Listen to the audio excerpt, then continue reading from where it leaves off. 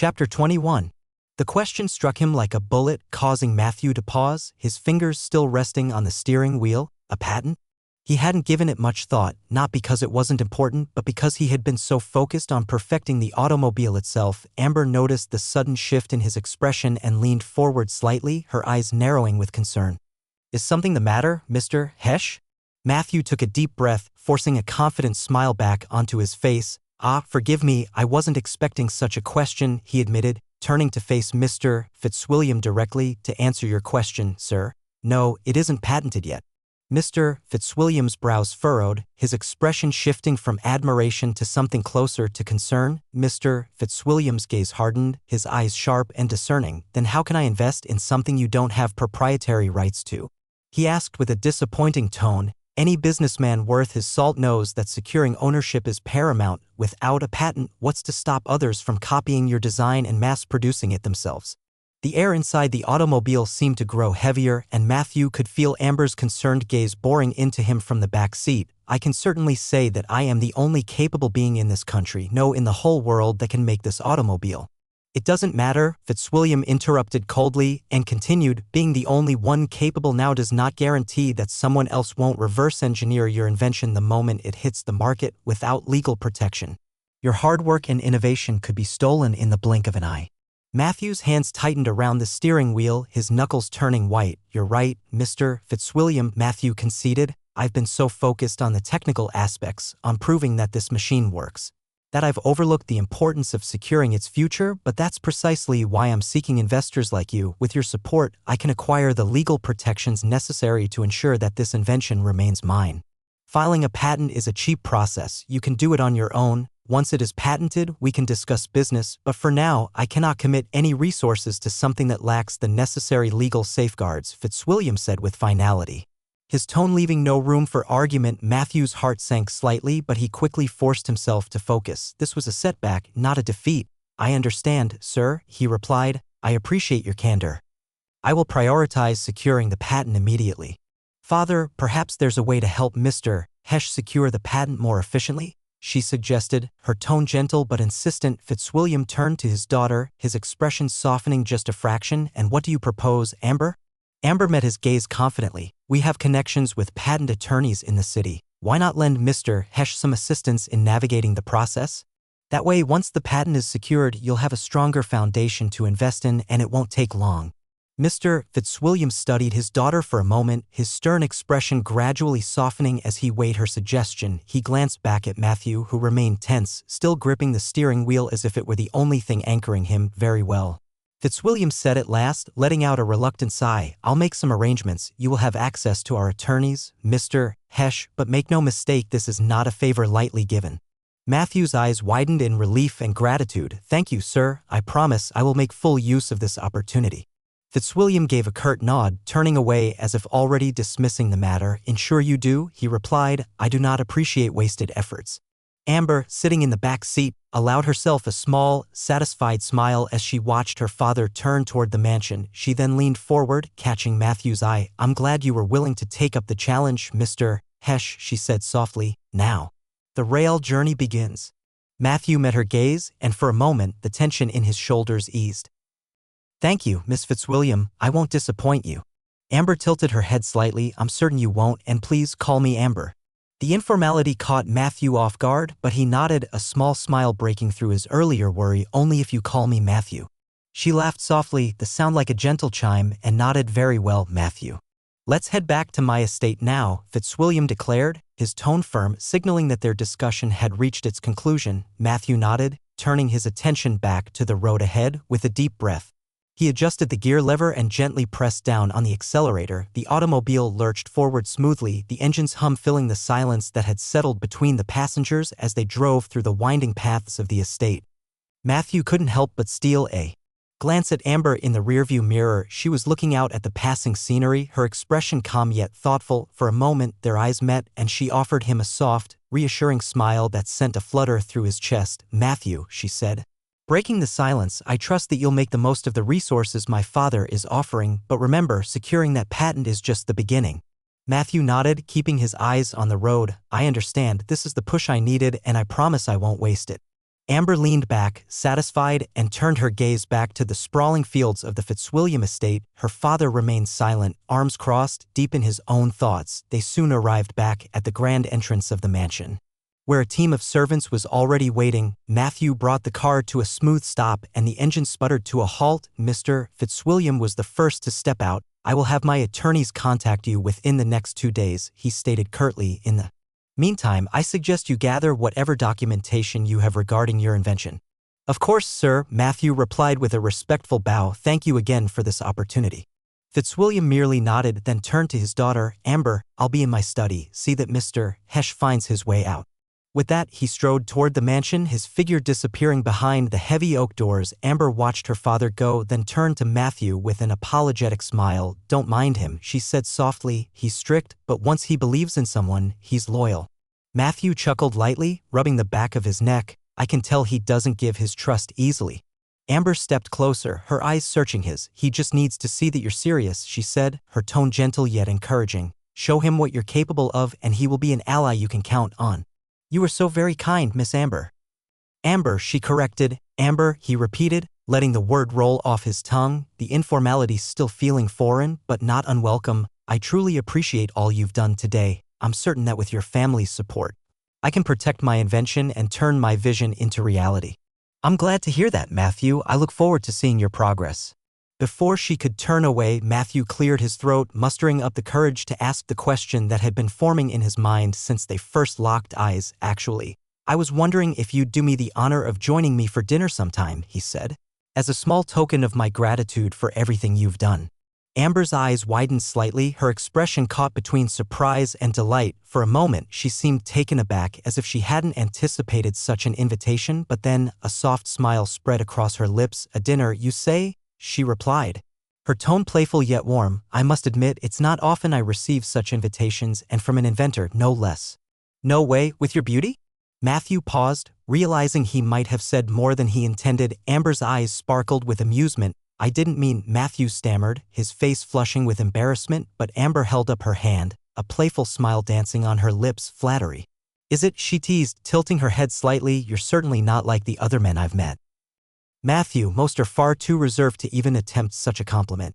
Matthew let out a nervous chuckle, rubbing the back of his neck. "I'm afraid I lack the polished charm of the high society you're used to, Amber, but my offer is sincere. It would be an honor to have your company for an evening where we can talk." "Very well, Matthew," she said finally. "I accept your invitation, but on one condition." Matthew straightened, curious. "And what would that be?" "I want you to pick me up in that automobile." Matthew chuckled. "That's easy." Chapter 22. 2 days later, at Matthew's factory, Matthew was busy in his office, meticulously organizing all the documents related to the automobile. He had spent the past 2 days ensuring every detail was in order for the patent application. Now, everything was laid out neatly on his desk, ready for the attorney sent by Mr. Fitzwilliam to review. A sharp knock on the door interrupted his focus. "Come in," Matthew called, looking up from his desk. Ben stepped in, a grin on his face. "The lawyer has arrived, boss. He's waiting outside." "Perfect, show him in." A moment later, the door swung open again, and in walked a gentleman dressed in a perfectly tailored 3-piece black suit, complete with a polished top hat. He carried a worn leather briefcase that looked as though it had seen countless boardrooms and courtrooms. "Mr. Hesh, I presume?" The lawyer spoke with a crisp, authoritative tone as he approached Matthew's desk. "Yes, that's correct," Matthew replied, rising to his feet and extending his hand. "A pleasure to meet you, sir."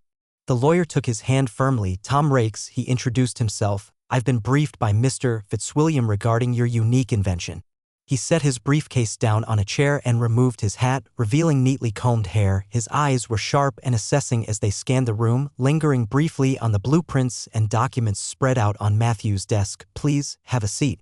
Matthew gestured to the chair opposite him. Tom Rakes settled into the chair, placing his briefcase on his lap. With a swift motion, he unlatched it, revealing a stack of legal documents and folders. "I understand we're here to discuss the patent application for your automobile," he began, his tone businesslike. "Mr. Fitzwilliam was very clear that this matter needs to be expedited. Let's get straight to it." Matthew nodded, sliding the documents he had prepared across the desk. "I've gathered everything I believe you'll need, including blueprints, technical specifications, and my research notes." Rakes took a moment to flip through the pages, his expression unreadable. "This is quite thorough," he commented, adjusting his round spectacles as he scanned the details. "But before we proceed, I need to understand a few things to ensure we secure the strongest possible protection."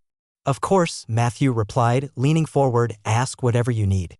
Rakes looked up from the documents, his gaze piercing. "First, have you disclosed the full functionality of this invention to anyone outside of Mr. Fitzwilliam and his daughter? And secondly, are there any similar designs or competing inventions you are aware of in the market?" Matthew hesitated for a brief moment. "No, aside from Mr. Fitzwilliam and Miss Amber, no one else knows the full details. As for competition, there are horseless carriages being developed domestically and internationally, but none that match the efficiency and speed of my design." "I see, so there is someone here in this country trying, huh?" Rakes clicked his tongue. "How will you differentiate yourself with that inventor you discovered that is working on the same prototype?" "A lot," Matthew began confidently, leaning forward with a gleam in his eye. "You see. No need to explain, Mr. Hesh, I am just being certain." Rakes raised a hand, stopping Matthew from speaking. "I see that you are confident in your work, to the point that even if someone contests it, you are going to win. You are going to win." Rakes finished with a thin smile, lowering his hand. "I am confident that if someone contested my design, I will win, because my design isn't just a minor improvement. It's a fundamental leap forward," Matthew continued with conviction, his eyes alight with passion. He leaned forward, his hands resting on the desk as he faced Tom Rakes directly. "Very well, that is all that I need to hear. I will have to have you fill up some forms here." Matthew nodded, adjusting his posture in his chair. "What forms exactly will I need to fill out?" he asked, eager to understand the process ahead. Tom Rakes flipped open a folder and pulled out several sheets of paper neatly arranged in a stack. "You'll be completing a few critical documents," Rakes began. "First, there's the patent application form. This will officially register your invention with the patent office. It requires a detailed description of the invention, including all technical drawings and schematics you've provided here." Rakes slid the form across the desk, pointing to the sections that required Matthew's attention. "You'll need to describe how your invention operates, its unique features, and how it differs from anything currently available. The more thorough and precise you are, the better our chances of securing comprehensive protection." Matthew nodded, already glancing over the dense text. "All right, I understand. What's next?" Rakes pulled out another set of documents. "The second form is the non-disclosure agreement, NDA, for any parties you might need to involve in future developments. This will protect your design from being copied if you decide to bring in more engineers or partners before the patent is officially approved." "I see," Matthew replied. "And finally," Rakes continued, placing a slightly thicker document in front of him, "there's the provisional patent application. This is crucial. It grants you temporary protection while the full patent application is processed. It's especially useful if you plan to demonstrate your automobile publicly or to potential investors in the near future." Matthew's eyes lit up. "So, this will allow me to showcase my automobile without fear of someone stealing the design?" "Precisely," Rakes confirmed with a nod. "The provisional patent grants you a year of protection, during which time you can refine your design, seek funding, or prepare for manufacturing. It's an effective shield while we finalize the full patent." Matthew picked up a pen, ready to dive into the paperwork. "This is exactly what I need. Let's get started." Rakes adjusted his spectacles and began guiding Matthew through the forms, section by section. As Matthew diligently filled out the required fields, Rakes provided clarifications on any legal jargon, ensuring every detail was correctly documented. After what felt like hours of intense focus, Matthew finally signed the last page. Rakes gathered the completed forms, carefully tucking them back into his briefcase. "I'll have these submitted to the patent office by the end of the day," Rakes assured him. "Once your provisional patent is in place, you'll be free to showcase your invention to potential investors, including Mr. Fitzwilliam." Matthew let out a sigh of relief, leaning back in his chair. "Thank you, Mr. Rakes. This means a lot. I've been waiting for this moment for a long time." Rakes stood, adjusting his suit jacket. "I am just doing my job." Chapter 23. March 10, 1881, Matthew was at a coffee shop at the city square of Sylvania. He sipped his cup of coffee while reading the newspaper to pass the time. He was waiting on a certain someone, and this was their meeting spot. Matthew's eyes flickered on the light bulb hanging from the ceiling. It cast a soft, steady glow that was a far cry from the flickering gas lamps that had once dominated the city. He couldn't help but marvel at how rapidly technology was reshaping Sylvania. Setting down his coffee cup, Matthew glanced out of the coffee shop window. The streets beyond were bustling with activity. Power lines now stretched above the cobblestone roads, weaving a network of modernity throughout the city. Street lamps powered by electricity stood tall along the sidewalks, illuminating the early evening. As a gentle drizzle began to fall, he watched as people hurried by, their umbrellas blooming like flowers in the rain. Trams moving along their tracks carrying passengers. And what's more eye-catching is his automobile gaining attention from passers-by to the point they are congregating around it. As he was gazing, he didn't notice that the man he had been waiting for arrived. Mr. Hesh. The familiar voice that belonged to Rakes snapped him out of his reverie, and he glanced up and saw it was indeed Rakes. "Mr. Rakes," Matthew greeted, quickly rising from his seat. "I didn't see you there. Please have a seat." Tom Rakes nodded, his eyes flicking briefly toward the crowd gathered around the automobile outside. He adjusted his three-piece suit as he took the chair across from Matthew, setting down his leather briefcase with a practiced motion. "I must say, your invention is already causing quite a stir," Rakes remarked, gesturing to the window. "It's not every day you see something that isn't drawn by horses, moving with such ease." Matthew smiled modestly, though his eyes gleamed with pride. "The people seem curious, which is a good sign." Rakes leaned in, his expression more serious now. "I didn't come here just to admire your machine, Mr. Hesh." He opened his briefcase, pulling out a neatly bound stack of documents. "I have good news. The provisional patent for your automobile has been granted." "Already? That's remarkable. I wasn't expecting it so soon." Rakes gave a small, satisfied smile. "Mr. Fitzwilliam's influence does wonders when things need to move quickly. The provisional patent is effective immediately, which means you now have a year of legal protection. You're free to demonstrate your automobile, secure investors, and continue refining the design without the fear of someone stealing your concept." "Then that means I have to see Mr. Fitzwilliam quickly?" Matthew said. "That I certainly suggest." Rakes approved. "Would you come with me?" Matthew invited. "What for?" Rakes chuckled. "As proof of that I have a patent now." Matthew simply answered. Rakes tilted his head, considering the proposal for a moment. Then, with a slight nod, he agreed. "Very well, Mr. Hesh, it would be my pleasure to accompany you." The two men rose from their seats, leaving a few coins on the table as payment. As they stepped out of the coffee shop, the bustling street greeted them with the sounds of tram bells and the chatter of pedestrians. The drizzle had lightened, leaving the cobblestones slick and shining under the glow of the newly installed streetlights outside. A small crowd had gathered around Matthew's automobile. Matthew gently squeezed his way through the crowd, with Rakes following close behind. "Excuse us, gentlemen," Matthew said politely as they made their way to the car. "After you, Mr. Rakes," he said, gesturing for the lawyer to enter. Rakes gave an amused nod, ducking into the passenger seat with some difficulty in the tight space. Matthew quickly circled around to the driver's side, waving off a few curious onlookers who tried to peer inside. Once seated, Matthew turned to Rakes with a grin. "Now, let's show you what all the fuss is about." With practiced ease, Matthew pulled a lever and twisted the ignition knob. The engine sputtered to life, emitting a deep, steady hum that drowned out the murmurs of the crowd. The automobile rumbled beneath them, vibrating slightly as it warmed up. With that, he eased the automobile into motion, navigating it through the crowded street carefully.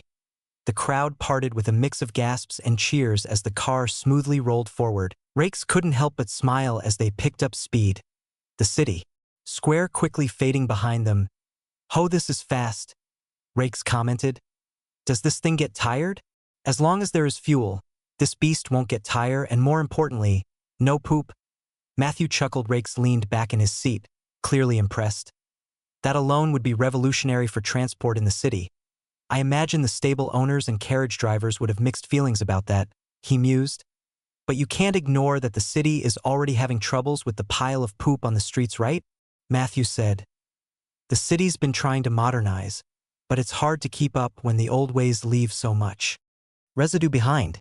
Rakes chuckled softly, his eyes fixed on the road ahead. "Indeed, this machine of yours might just force the city to rethink its infrastructure. No more waste from horses clogging up the streets. That alone would be worth the investment.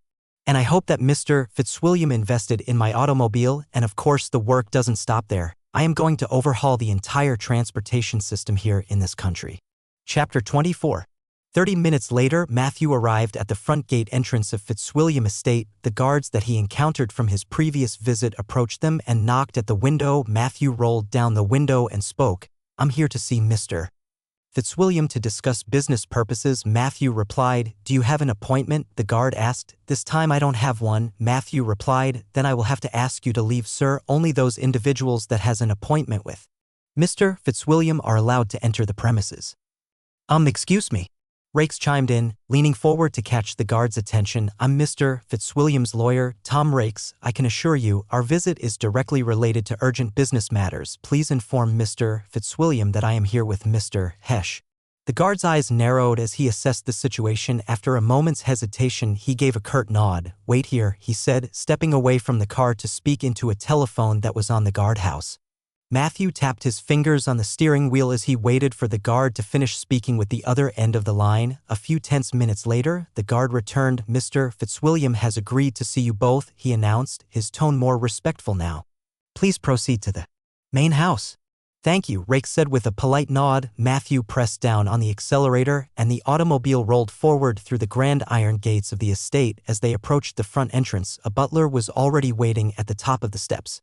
He gave a slight bow as Matthew and Rakes stepped out of the automobile. "Mr. Fitzwilliam is expecting you in the drawing room," the butler informed them. "If you would follow me."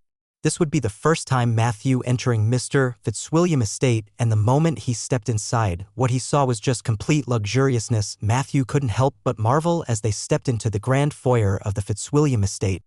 The opulence was unlike anything he had ever seen before. The floors were polished marble, reflecting the soft glow of crystal chandeliers hanging from the high ceilings. Rich tapestries adorned the walls, depicting scenes of wars, while intricately carved wooden furnishings added a touch of elegance to every corner. Rakes walked with the confidence of someone who had been here many times, but for Matthew, this was a new world entirely. The butler led them through a series of corridors, each one more lavish than the last. Portraits of distinguished ancestors lined the walls. Finally, they arrived at a set of double doors. The butler knocked once before opening them to reveal a spacious drawing room. A crackling fire in the ornate fireplace provided warmth against the slight chill of the early spring air. The large windows offered a view of the sprawling gardens beyond, now beginning to show the first signs of blooming after winter. Seated by the fire, with a glass of brandy in hand, was Mr. Fitzwilliam. He looked up as they entered, his sharp eyes appraising Matthew and Rakes. "Ah, Mr. Hesh," Fitzwilliam said, rising from his chair with a slight smile, "and Mr. Rakes, this visit of yours is quite unexpected." "Good evening, Mr. Fitzwilliam," Rakes replied smoothly. "We come bearing good news." Fitzwilliam raised an eyebrow, his curiosity clearly piqued. "Oh? Do tell." Matthew stepped forward, gathering his composure. "Sir, I wanted to inform you personally that I've been granted a provisional patent for my automobile design," he announced. The room seemed to pause for a moment, then Fitzwilliam's eyes twinkled with interest. "Is that so? This means we can finally discuss business," Matthew said excitedly. "I'm sure we do now," Fitzwilliam chuckled. "Do you already have a business proposal?" "I don't have one on paper, but I can confidently tell you my proposal in words." "Matthew, okay? Let's hear it." Fitzwilliam leaned forward, his interest piqued. "Mr. Fitzwilliam," Matthew began, "as you said, the world currently relies on horse-drawn carriages and steam locomotives for transportation. However, these methods have significant limitations. Horses tire, require constant maintenance, and contribute to pollution on the city streets. Steam engines, while efficient for trains, are cumbersome, expensive, and restricted to tracks." Fitzwilliam leaned back in his chair, nodding slightly. Yes, everyone knows that, and you believe that your automobile was the answer for all that problem." "I do, sir," Matthew confirmed confidently. "My automobile will revolutionize this world. Imagine, instead of horses, it would be automobile driving on the streets without leaving a poop that is not only unsanitary but a health hazard. We want a civilized city, country if you prefer, and if that is the goal, then automobiles are the answer for that problem. This is a huge business opportunity for you, Mr. Fitzwilliam, as I have heard that the government is also getting frustrated by this situation. Cities are growing, populations are increasing, and the waste left behind by horse-drawn carriages is becoming not just a nuisance, but a crisis. There are talks of sanitation reforms and potential bans on horse traffic in heavily congested areas. And this is where we come in." Fitzwilliam's eyes narrowed thoughtfully. "Go on," he urged, now fully engaged. "With my automobile, we can present a solution that aligns perfectly with the government's concerns," Matthew explained. "No waste, less congestion, and a cleaner, more efficient mode of transport. This isn't just about luxury or novelty, it's about necessity, and we have the opportunity to be the first to introduce it on a large scale." Rakes, who had been listening intently, gave an approving nod. He's right, sir. The cities are becoming overwhelmed. The authorities would be inclined to support anything that alleviates the growing mess. Fitzwilliam swirled the brandy in his glass thoughtfully, a slight smile playing on his lips. And you believe you can convince the government officials to adopt this horseless carriage of yours? Absolutely, Matthews said with conviction. With your connections and influence, we can get the necessary endorsements and permissions to start deploying automobiles in the most congested areas first. Imagine the publicity. So your name attached to a revolutionary solution that changes the face of modern transportation. There was a moment of silence as Fitzwilliam studied Matthew's face, looking for any sign of doubt. Finding none, he leaned back, a satisfied grin forming. You're quite the salesman, Mr. Hesh, okay? How much are you going to need? Matthew answered without hesitation, 2 million florins. Chapter 25. 2 million florins? Mr. Fitzwilliam exclaimed. Even Rakes, who was behind him, had a shocked expression on his face. Matthew, I didn't expect that you would propose this much of a money, Rakes said. I know that's a huge sum, Matthew agreed. 2 million florins was like $61 million in today's money. I want to hear the justification of this proposal, Mr. Fitzwilliam said with a serious tone. Mr. Fitzwilliam, my automobile is a wonderful invention of mine. But that wonderful invention has to have an infrastructure supporting it. First of all, my automobile consumes either petrol or diesel. In order for the automobile to go as far as 1,000 kilometers, the country must have a refueling station that offers refueling services to our future customers. Second, I am planning to enter the oil business, using the excess funds to start an oil exploration and extraction company. Then there is also the materials such as rubber, which must be sourced from a different country. I plan to start a rubber plantation. Fitzwilliam's brow furrowed, but his eyes sparkled with curiosity. You intend to control every aspect of the production chain? From oil extraction to rubber plantations. That is exactly it. Matthew finished. Mr.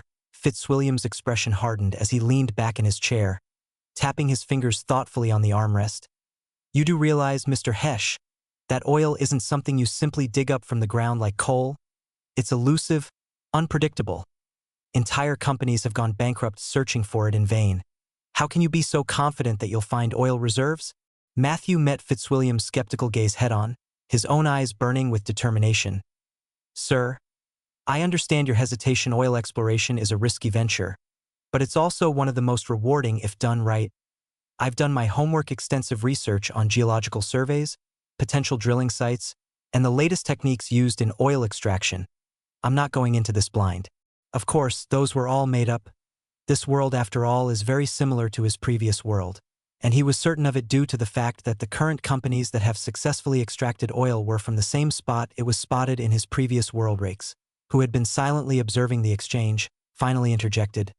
Matthew, even with all the research in the world, there's no guarantee. Many have tried and failed. What makes you so certain that you'll strike black gold? In business, there is one word that is paramount among businessmen, and that word is trust, Matthew said and continued. I understand that numbers and projections can only go so far in convincing someone to take a leap of faith, especially with such a significant sum. But I'm not here to gamble blindly with your money, Mr. Fitzwilliam.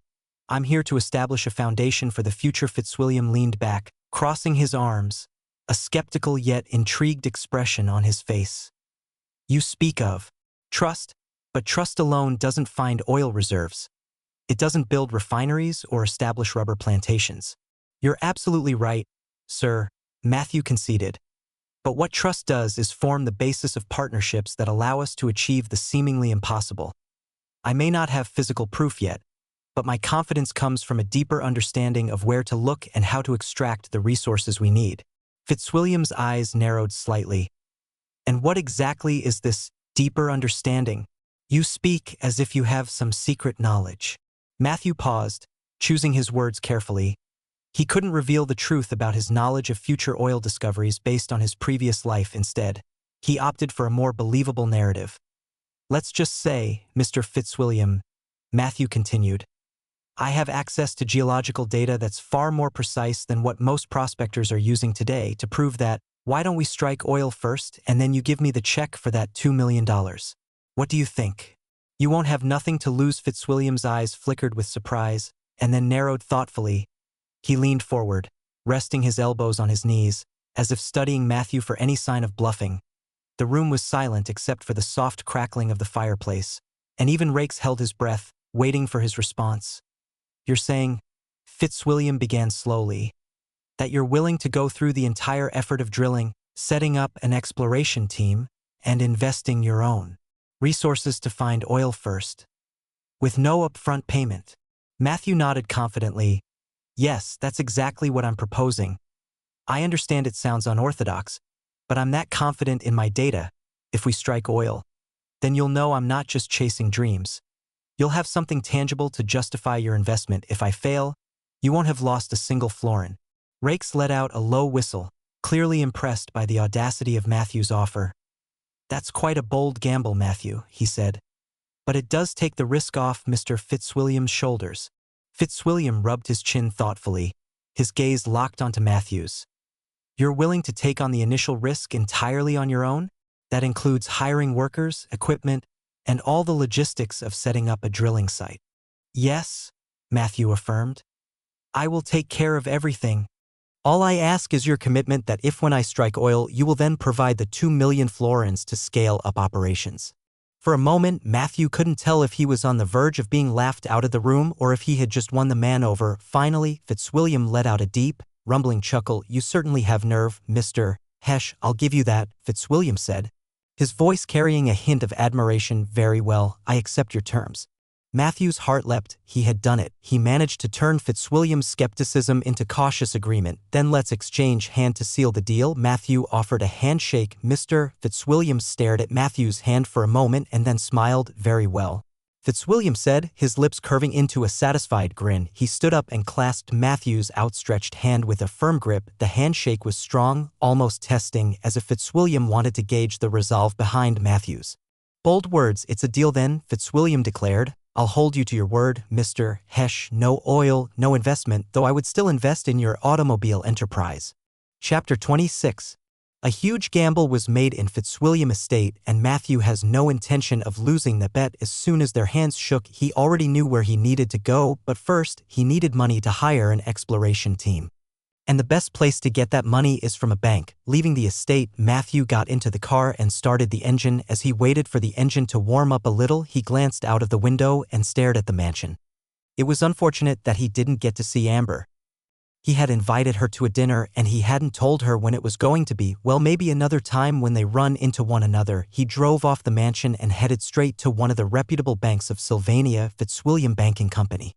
Yes, that was right. Mr. Fitzwilliam was a banker who had earned his fortune through a series of investment and profitable acquisitions. It had branches nationwide and abroad, and the top one in the country, and since he was somehow related to Mr. Fitzwilliam, getting a loan there should be easy. Matthew parked his automobile at the curbside in front of the imposing stone facade of the Fitzwilliam Banking Company. As always, the sight of his vehicle drew curious stares from passers-by. A small crowd gathered, whispering and pointing, clearly fascinated by the machine that moved without the aid of horses. Matthew paid them little mind. He had more pressing matters to attend to. He stepped out of the car, adjusting his coat against the chilly breeze, and made his way up the steps to the bank's entrance. The heavy wooden doors creaked as he pushed them open, revealing a grand interior, polished marble floors, ornate chandeliers, and columns that reached up to the high ceilings. Typical design of the era. Approaching the main desk, Matthew was greeted by a well-dressed clerk who looked up from his paperwork with a polite but curious expression. "Good afternoon, sir. How may I assist you today?" the clerk asked, adjusting his round spectacles. "I'd like to inquire about obtaining a loan," Matthew said, keeping his tone confident. The clerk raised an eyebrow, his gaze flickering briefly to Matthew's somewhat disheveled appearance from the drive. "A loan, you say? May I ask the amount you are seeking?" 10,000 florins, Matthew replied without hesitation. It was a substantial sum, but he needed it to fund the initial phase of his oil exploration venture. He was betting everything on this, and he needed to move quickly. The clerk's eyes widened slightly, though he quickly regained his composure. "That is quite a significant amount, sir. If you would please take a seat, I will fetch the loan officer for you." Matthew nodded and took a seat in one of the plush leather chairs near the entrance. A few moments later, a well-dressed man in a tailored suit approached. He had the air of someone who was accustomed to dealing with large sums of money and high-stakes negotiations. "Good afternoon, sir. I am Mr. Whitmore, the loan officer. I understand you are interested in acquiring a loan," the man said. Extending a hand, "Yes, I am," Matthew replied, shaking the offered hand firmly. "My name is Matthew Hesh." "Please, follow me to my office," Whitmore said, leading Matthew down a corridor lined with portraits of past bank directors. They reached a richly furnished office, where Whitmore gestured for Matthew to take a seat. "So, Mr. Hesh," Whitmore began, settling into his chair behind an expansive mahogany desk, "you are seeking a loan of 10,000 florins. That is quite a substantial amount. May I inquire about the purpose of this loan?"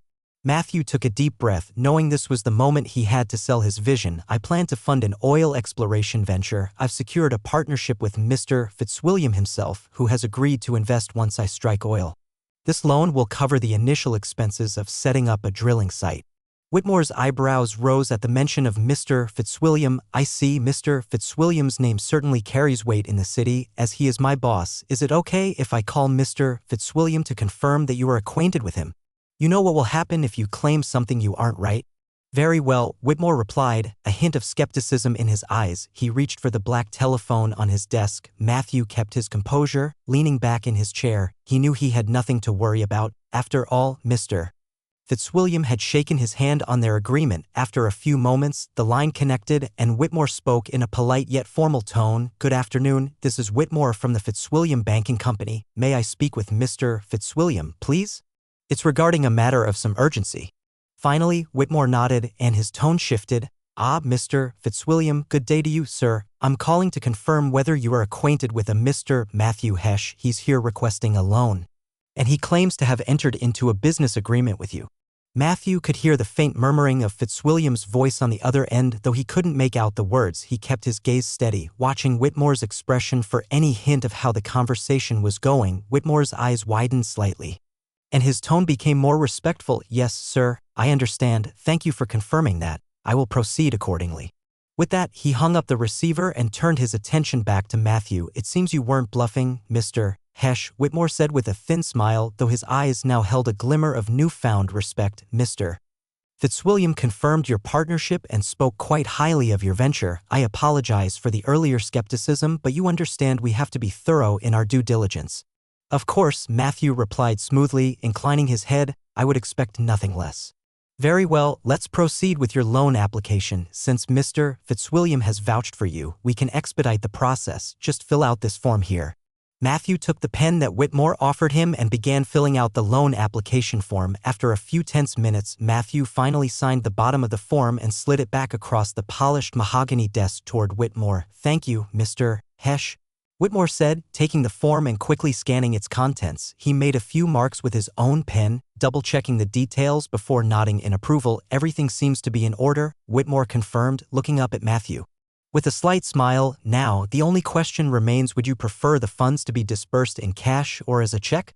Matthew thought for a moment. A check would be safer, but given the urgency of his situation, he needed immediate access to the funds. "I'll take the amount in cash," he replied confidently. "I have several immediate expenses to cover." "Very well." Whitmore picked up his telephone once more, dialing a number and speaking. "This is Whitmore. Prepare 10,000 florins in cash for disbursement." "Yes, right away." Turning back to Matthew, he said, "It will take a few minutes to prepare that amount. In the meantime, would you like a coffee or tea while you wait?"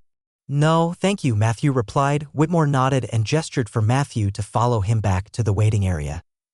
"If you'll take a seat, Mr. Hesh, we'll have your funds brought out shortly." Matthew settled into one of the leather chairs and waited patiently. After a few moments, a clerk appeared carrying a small wooden chest bound with iron locks. He set it on the desk in front of Whitmore, who produced a set of keys and opened it, revealing stacks of florins bundled neatly in rows. After a few moments, a clerk appeared carrying a small wooden chest bound with iron locks. He set it on the desk in front of Whitmore, who produced a set of keys and opened it, revealing stacks of florins bundled neatly in rows. "Here you are, Mr. Hesh," Whitmore said, turning the chest toward Matthew. 10,000 florins, as requested. Please take a moment to verify the amount." Matthew nodded, quickly checking through the stacks. Satisfied, he closed the chest and locked it with the provided key, which he slipped into his coat pocket. "Thank you, Mr. Whitmore," Matthew said, extending his hand once more. "I appreciate the expedited service." "Best of luck with your venture, Mr. Hesh," Whitmore replied, shaking his hand firmly. "We look forward to seeing the results of your efforts." Chapter 27. March 17, 1881, Hudson Station. "We have arrived at Hudson Station." The conductor's voice echoed through the steam-filled platform as the train hissed to a stop. Matthew Hesh gathered his belongings and stepped off the locomotive, the heavy chest containing 10,000 florins securely in his grip.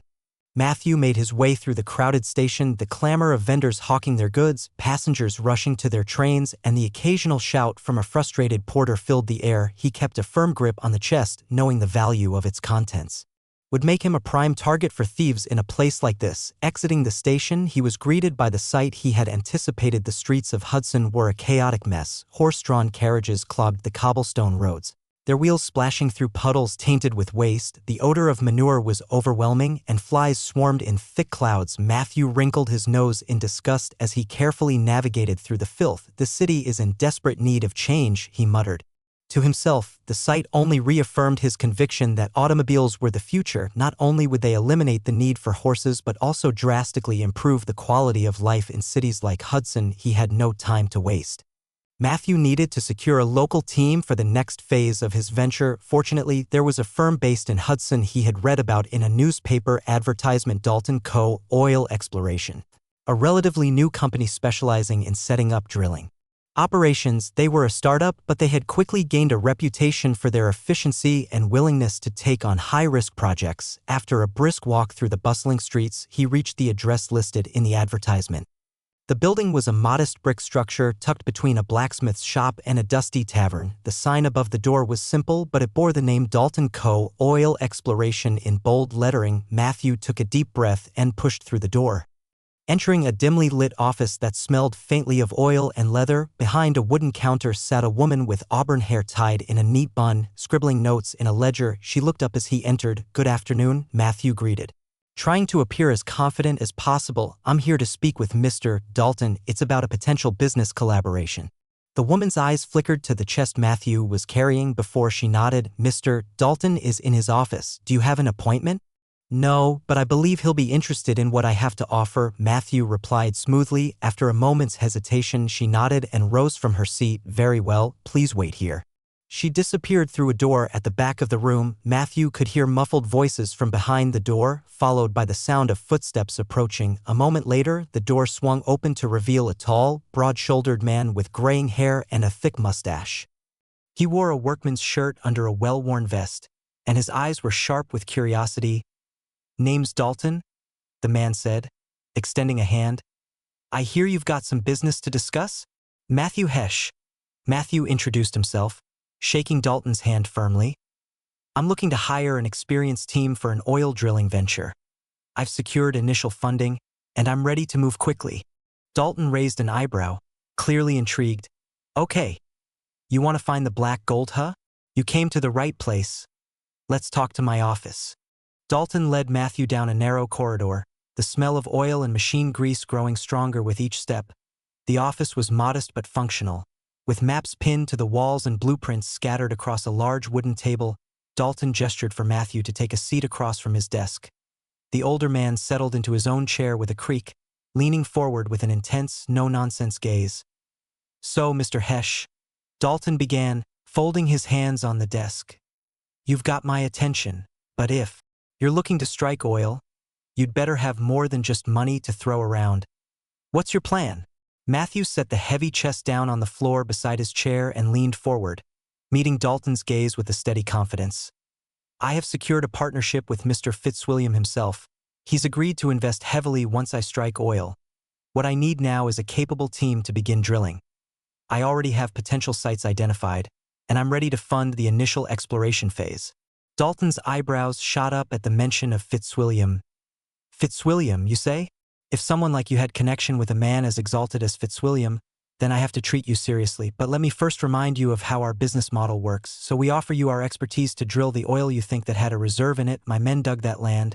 Oil sprang up. The profit generated by that oil will be shared 70:30, 70% for you as our client, and 30% for us." "I have no problem with that model," Matthew said. "In that case, let's discuss the site that you'd want us to dig. Where is it?" Matthew was silent for a moment before revealing the location. "It's in West Tagus." "West Tagus," Dalton repeated. "What makes you think that there will be oil in that location?" "Your service is to dig the oil I told you to dig, not to question my judgment." Matthew replied firmly, locking eyes with Dalton. Ho! Dalton mused. That's some tough words from a young man like you. I don't need your comment about my character. I need you to do what I asked you to do. That's all, Matthew said. Dalton let out a deep chuckle, clearly entertained by Matthew's bluntness. I like your spirit. Hesh, most men your age don't have the guts to speak to me like that. All right, we'll get everything ready. Chapter 28. March 23rd, 1881. The geography of this world mirrored the one Matthew had known in his previous life. This was something he had confirmed after months of careful research and information gathering. West Tagus, as it was called here, was no different from the West Texas he once studied extensively, and within that expanse lay the Permian Basin, region renowned for its vast, untapped reserves of crude oil. Matthew was confident in his knowledge.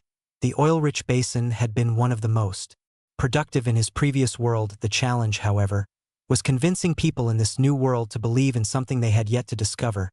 The train rattled and swayed as it cut through the vast, arid landscape of West Tagus. Matthew Hesh sat by the window, gazing out at the seemingly endless stretch of dusty plains dotted with scraggly bushes and the occasional wind-worn rock formations. The heat was palpable even inside the train car, and beads of sweat trickled down his forehead. Compared to the bustling, developed cities of Sylvania and Amsterdam, West Tagus was like stepping into a different era. The region was still in its infancy when it came to infrastructure. There were no paved streets, no towering buildings, only small clusters of wooden shacks and tents that served as makeshift shops and saloons. Almost there, Dalton's voice came from behind Matthew. The grizzled head of Dalton Co. Oil Exploration leaned against the doorway of the compartment, wiping sweat from his brow with a handkerchief. Behind him, his men were chatting, playing cards, and occasionally checking their equipment. It's hot as the devil's kitchen here, one of the workers muttered as he adjusted his hat to shield his eyes from the harsh sunlight streaming through the train windows. Matthew nodded, but his focus remained on the terrain outside. The sight only reinforced his resolve. He knew that beneath this harsh, desolate land lay the treasure he was seeking. The conductor's voice suddenly echoed through the car. West Tagus Station. We have arrived at West Tagus Station. The train began to slow, the squeal of metal grinding against metal filling the air as it pulled into the makeshift station. The platform was a simple wooden structure, and beyond it lay the dusty streets of the town. As the train came to a halt, Dalton's men began unloading the drilling equipment. They moved quickly, knowing that the scorching sun would only get hotter as the day wore on. Stepping off the train, he was hit by a wave of heat that made him squint against the brightness of the sun. Sweat instantly began to bead on his brow as he surveyed the small, bustling crowd gathered at the station. The people here were rough-looking, most of them dressed in worn clothes that had clearly seen better days. Cowboys, miners, and a few merchants mingled, their eyes occasionally flicking toward Matthew and his crew with curiosity. Welcome to West Tagus, Dalton said, coming up beside Matthew and shielding his eyes with one hand as he looked around. This place may not look like much, but if there's oil where you say there is, it will see better days. Matthew nodded. We need to secure transport to the drilling site immediately. The sooner we get started, the better. Dalton turned and barked orders to his men. You heard the man. Get those wagons loaded. We're moving out in an hour. Matthew took a deep breath, the hot, dusty air filling his lungs. This was the moment he had been preparing for, the gamble he had made with Fitzwilliam, the loan he had taken, the partnership with Dalton Co.it, all came down to this. If they struck oil, he would change the course of this world's industrial landscape. If they failed, well, that wasn't an option he was willing to consider. As the equipment was loaded onto wagons and the men prepared for the journey, Matthew climbed up onto one of the wagons, gripping the sun-scorched wooden edge as the vehicle creaked under his weight. The heat was relentless, waves of it shimmering off the dusty ground, and he could feel it radiating through the soles of his boots. The makeshift convoy was almost ready to set off. Dalton's men worked swiftly, securing barrels, crates, and drilling equipment to the wagons. From his vantage point, Matthew could see the entire town of West Tagus spread out before him, if it could even be called a town. The place was more of an outpost, a collection of weather-beaten shacks, a few scattered saloons, and hastily assembled trading posts. The townsfolk looked worn down by the harsh climate, their skin tanned and cracked from years under the blazing sun. All set, boss, one of Dalton's crew hollered, giving a thumbs up. Dalton, who was checking the harnesses on the lead horses, turned to Matthew and nodded. We're good to go. Dalton called up to him. The site you mentioned is about a 4-hour ride from here. Hope you've got plenty of water packed, because this heat will drain you faster than you can blink. Matthew nodded. Let's not waste any more daylight, he replied, wiping the sweat from his brow. I want us drilling before the sun sets. With a sharp crack of the reins, the wagons lurched forward, the horses snorting as they pulled their heavy loads through the thick, sun-baked dust. The convoy slowly made its way out of the town, heading west toward the isolated stretch of land where Matthew was betting everything on his knowledge of this world's hidden resources. 4 hours later, the journey was grueling, the sun beating down mercilessly as they made their way across the barren landscape. Dalton's men rode in silence, conserving their energy in the oppressive heat. Finally, as the sun dipped lower in the sky, casting an orange glow across the desert plains, they arrived at the location Matthew had pinpointed. It was an unremarkable patch of land-dry, cracked earth as far as the eye could see, with sparse patches of scrub brush and the occasional skeletal remains of long-dead trees. All right, men, Dalton called out, dismounting his horse and clapping his hands. This is where we set up camp. Get the drills and the derricks unloaded. We're burning daylight. The men sprang into action, unloading the wagons and setting up the drilling rig, while the others are setting up a makeshift shack for them to rest in the evening. Later, Dalton walked over to Matthew, wiping sweat from his brow with a dirty rag. This is your first time seeing an operation like this up close? Matthew shook his head. I've read plenty, but this is my first hands-on venture. I'm confident in the location, the Permian Basin. I mean, this Bassini's rich with oil, we just need to dig deep enough. Dalton gave him a long, scrutinizing look. You've got some fire in you, Hesh. I just hope that fire leads us to oil and not a dry hole. Matthew nodded, swallowing the lump in his throat. We'll find it, he said, more to himself than to Dalton. Chapter 29.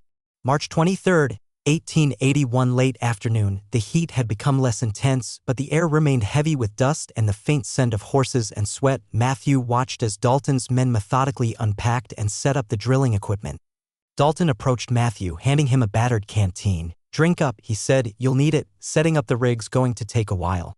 Matthew nodded, taking a swig of the lukewarm water. As he stood there, observing, he made mental notes of the equipment being prepared, even though he was familiar with the principles from his studies. Seeing these early oil rigs being assembled firsthand was a new experience. All right, boys, let's get that steam engine fired up, Dalton shouted. Dalton's crew first started with the heart of the operation, the portable steam engine. This bulky machine, mounted on a sturdy wooden frame with metal reinforcements, was the power source for the entire drilling operation. Fueled by coal and water, the steam engine would drive the drilling rig. One of the men fed coal into its cast iron furnace while another filled the water tank. The engine hissed and groaned as it came to life, sending a plume of black smoke into the air. Next came the walking beam, a long wooden beam balanced on a pivot point atop a sturdy frame known as the derrick. This structure, reaching nearly 20 feet high, was built from thick timbers bolted together, designed to withstand the forces that would soon be at play. The walking beam would transfer the up and down motion generated by the steam engine into the drill bit below, forcing it into the earth. Dalton's men skillfully assembled the derrick piece by piece, tightening each bolt and securing every joint. Beside the derrick, they laid out sections of drill pipe, each one about 10 feet in length and made of steel. These pipes would be connected end to end as the drill bit bored deeper into the ground. The connections were secured with thick iron couplings, ensuring a tight fit to prevent blowouts or leaks. 2 men worked diligently to grease the threads of the couplings, ensuring they would fit smoothly when joined. Watch your hands, boys, Dalton barked as they lifted a heavy section of drill pipe onto a wooden rack. The most crucial part of the setup was the cable tool drilling rig. Unlike the more modern rotary drills that Matthew knew from his previous life, this older method relied on a heavy iron bit attached to a steel cable. The bit was raised and dropped repeatedly by the walking beam, hammering through rock and soil like a giant chisel. The men positioned the drill bit, a pointed iron piece shaped like a blunt spear, under the derrick, aligning it with the hole they had begun to dig. Nearby, 2 workers set up the mud pump, a hand-cranked device used to pump water mixed with bentonite clay into the drilling hole. This slurry would act as a lubricant, cooling the drill bit and flushing out the debris as it dug deeper. Dalton explained to Matthew that without the mud, the bit would quickly overheat or get stuck in the rock formations below. What's that over there? Matthew asked, pointing to a large, barrel-shaped contraption that looked like it was cobbled together from scrap metal. That's our separator tank, Dalton replied. Once we hit oil, the crude will be mixed with water and gas. That tank separates the oil from the rest so we can collect it. Matthew nodded, impressed by the ingenuity despite the primitive technology. It was crude by the standards he was familiar with, but it was effective enough to get the job done. While half the men worked on the drilling setup, The rest busied themselves erecting a makeshift camp. Canvas tents were pitched in a circle, providing some shade from the relentless sun. A few crates of supplies, food, water, and extra coal were stacked near the campfire pit they were hastily digging. "If we're lucky, we'll strike oil in a few days," Dalton said, joining Matthew as they watched the activity, "but it could take weeks. The ground here is tough. You ready for that?" Matthew's eyes never left the derrick, which was now fully assembled. The walking beam had been fitted, and the steam engine was beginning to puff steadily as it built up pressure. "I'm ready," he replied with confidence. It was already evening, and the only light source that they have was a bonfire and an oil lamp. Dalton approached, holding a lit oil lamp that illuminated the lines etched into his weathered face. "The steam engine is primed and the derrick secured. We can start the first round of drilling tonight if you're up for it," he said, his voice a low rumble over the ambient noise. Matthew nodded, his eyes gleaming in the dim light. "Let's not waste any time. The sooner we start, the sooner we hit that oil." Dalton grinned. "That's the spirit. All right, boys," he hollered, turning to his crew. "We're starting the drill. Light those extra lamps and get that mud pump running." The crew moved quickly, lighting additional oil lamps and positioning them around the rig to illuminate the operation. The steam engine hissed louder as it roared to life, the walking beam creaking as it began its rhythmic up and down motion. The heavy iron drill bit was raised and then released, slamming into the earth with a dull thud that sent small tremors through the ground. The men took turns cranking the mud pump, which fed a thick slurry of water and clay into the borehole to cool the drill bit and carried debris to the surface. Each stroke of the pump was accompanied by the gurgle of mud and the hiss of escaping steam. "Keep that pressure steady," Dalton shouted, overseeing the operation. "If the mud flow stops, we'll lose the bit down there."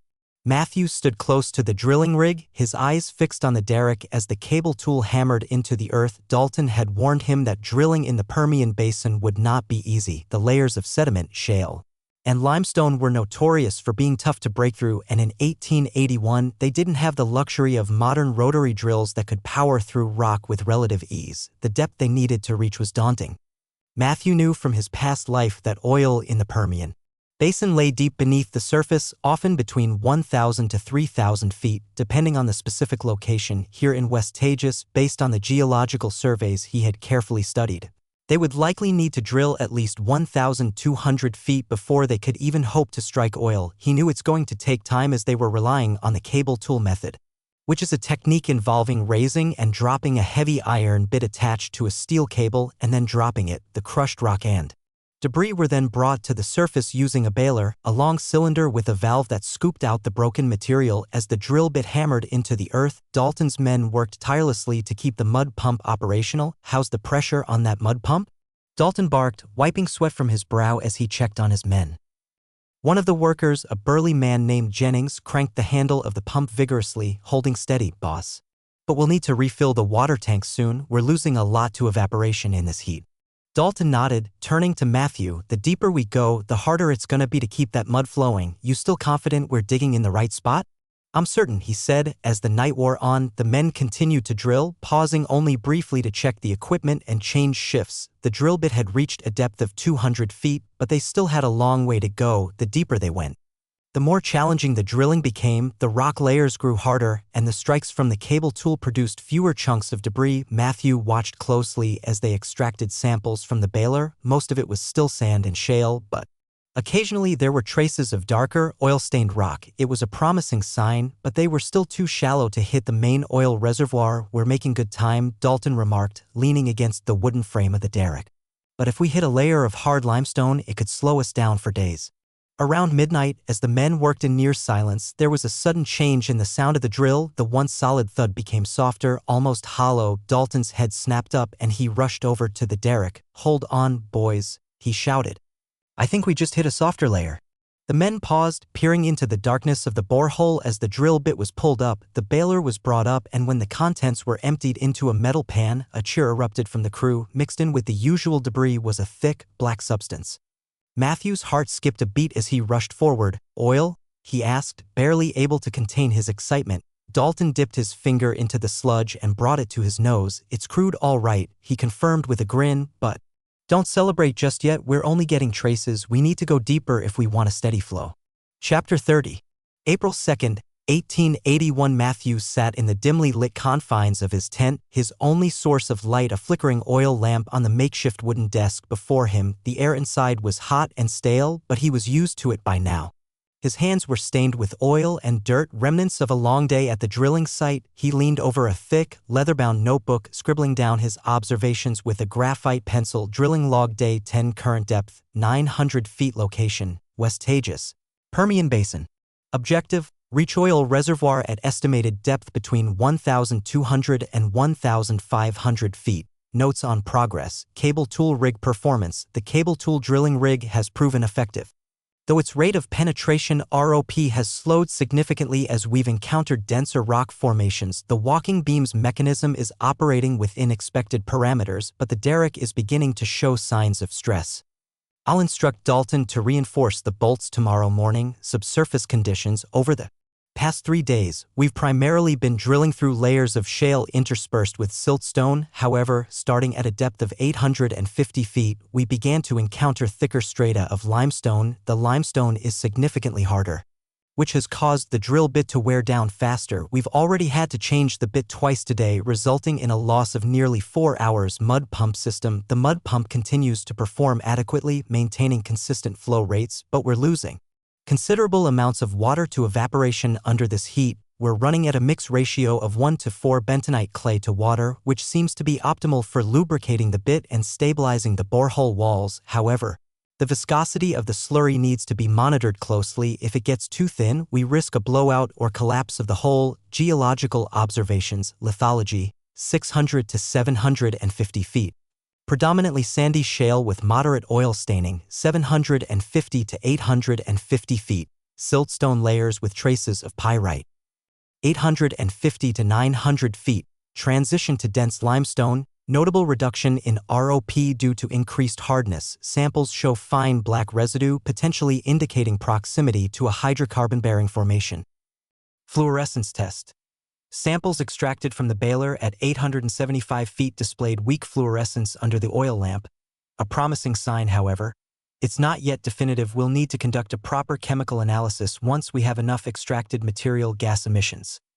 Minor gas pockets encountered at approximately 880 feet, nothing significant, but we'll need to keep an eye on pressure fluctuations. If the pressure starts to rise too quickly, we could be nearing a reservoir, which means we'll have to adjust the drilling speed to avoid a blowout. Recommendations for next steps. Increase monitoring of mud viscosity. As we approach deeper layers, the pressure will rise, and we'll need to ensure that the drilling mud is thick enough to counteract this pressure without clogging the drill string. Replace the drill bit. If we continue encountering this density of limestone, we'll need a harder bit. Suggest switching to a hardened steel bit with tungsten carbide inserts to maintain drilling efficiency. Set up additional water storage. The heat is causing our water reserves to deplete faster than expected. We should consider setting up an additional storage tank or sourcing a water wagon from town. Prepare for potential blowout. Once we pass 1,000 feet, there's a higher chance of hitting a pressurized pocket. We'll need the blowout preventer BOP ready.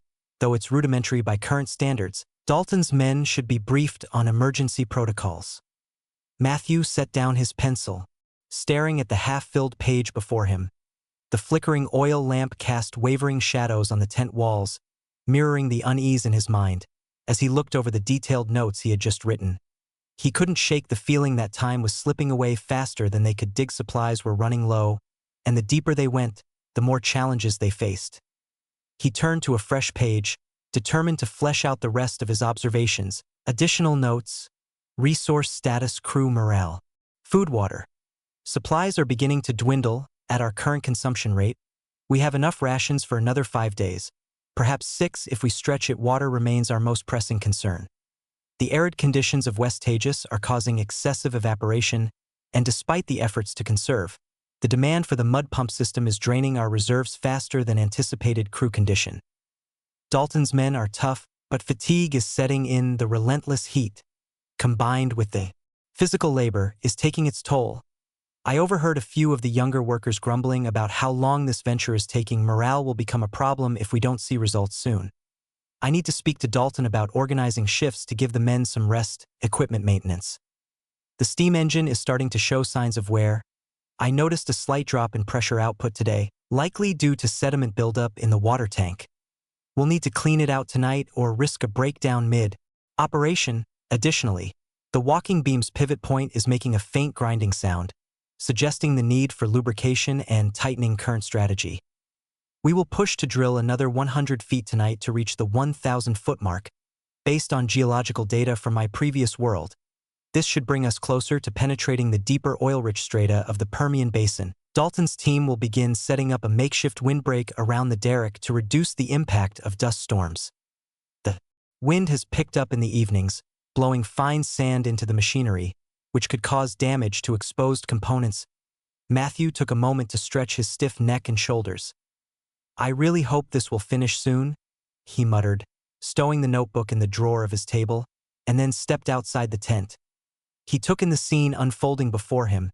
Despite the grueling days and the mounting pressure to strike oil, Dalton's men found ways to make camp life more tolerable.